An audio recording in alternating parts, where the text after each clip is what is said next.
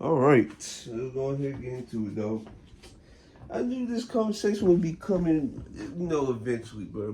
But it's time to get into it.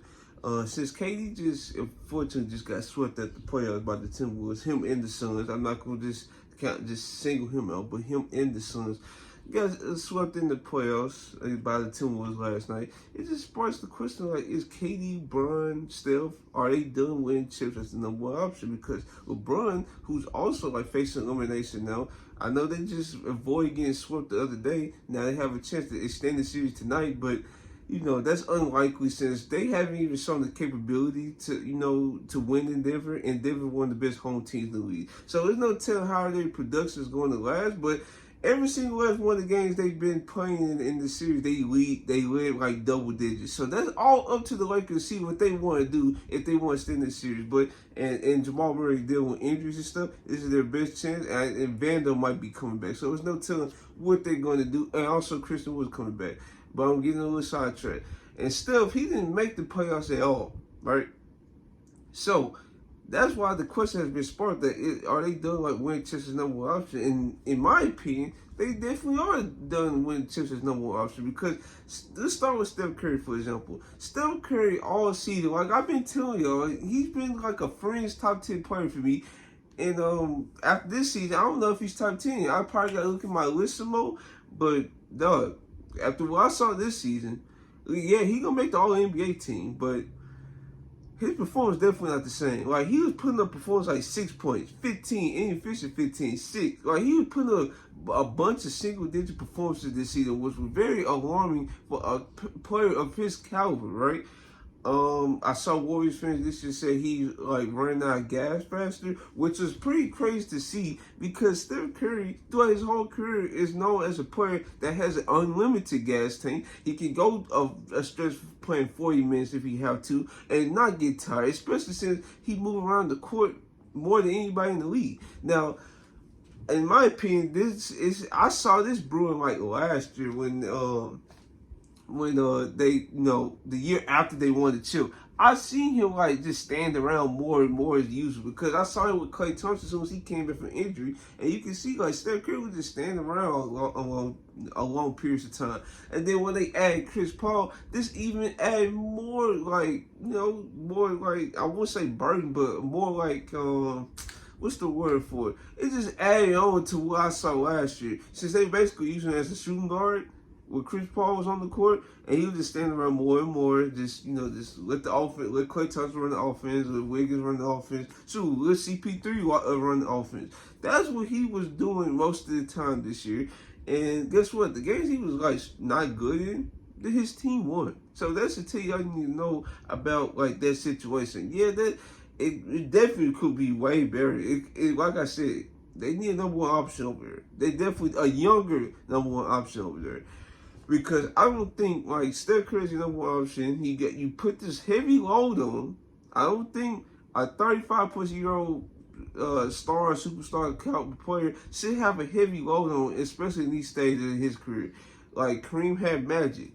Bill Russell, he had John Havlicek. He had not Bob Cousy at the time. He had a bunch of other players that actually subsided his decline, and actually, they still were able to win championships because of that, right? You need players like that to extend your run. If you don't have that type of player, well, your run probably gonna just be right here. It's just gonna just stay right here, just being mid or just being flat out trash, right? Shoot. What's another one? You can say like LeBron. You can say at him and AD. Now, folks criticize AD all they want, but he's been hurt, and we see what actual healthy Anthony Davis and the players look like. So that's that. I'm trying to see what's another one like all time great. Like his role was like substantially like it wasn't like as heavy as it was in his prime. That's actually something to think about because I know Kareem had Magic. Magic had Worthy, Byron Scott, Michael Cooper, and those boys like right after like Kareem retired. So those boys were still in their prime.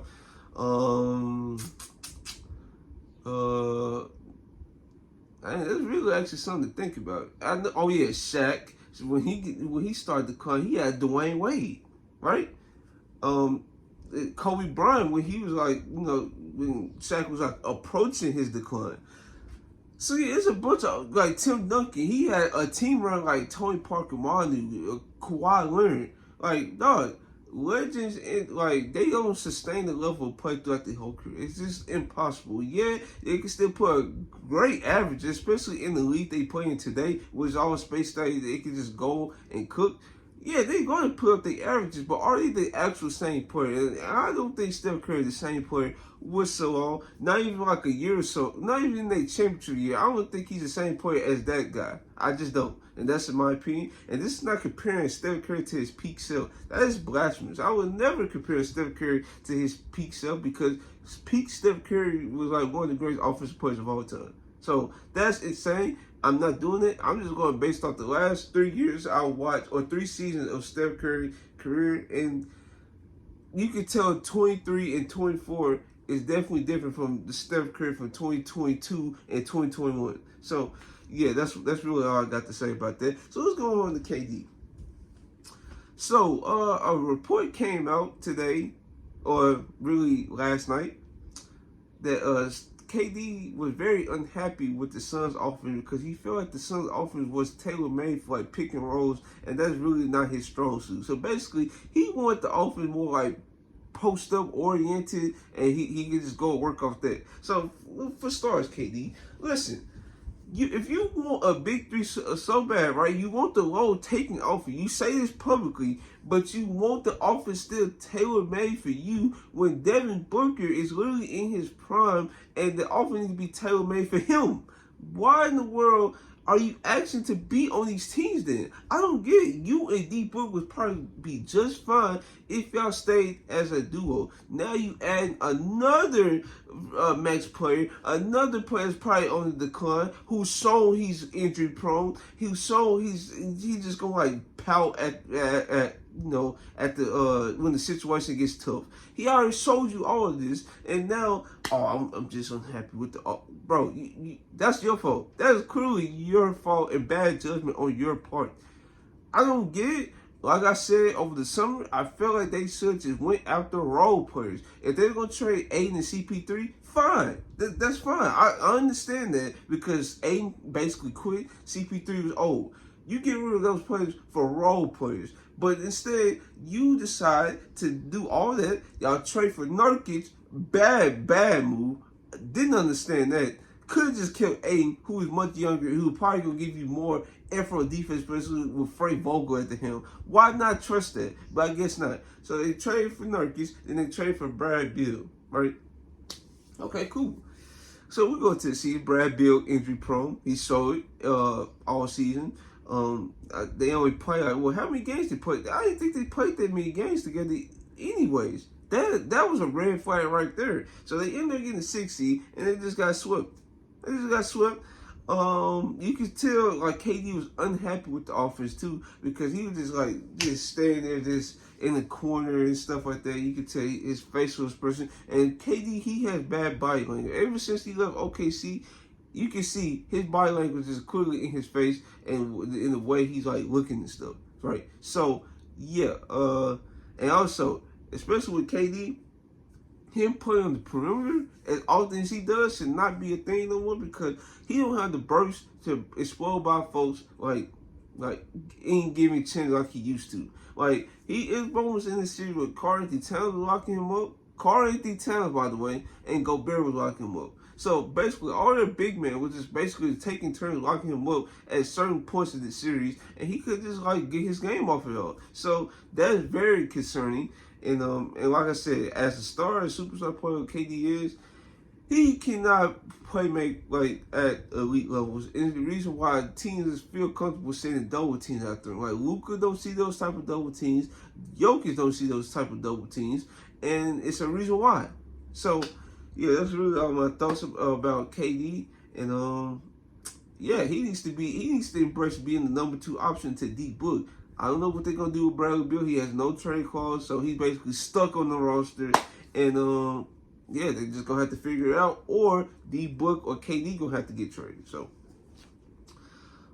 so next person, the final person we'll talk about, who's basically the another face of this generation, is LeBron James. Now, I just find it interesting that when you like talk about LeBron on Twitter or any app, they just feel like you just disrespecting him.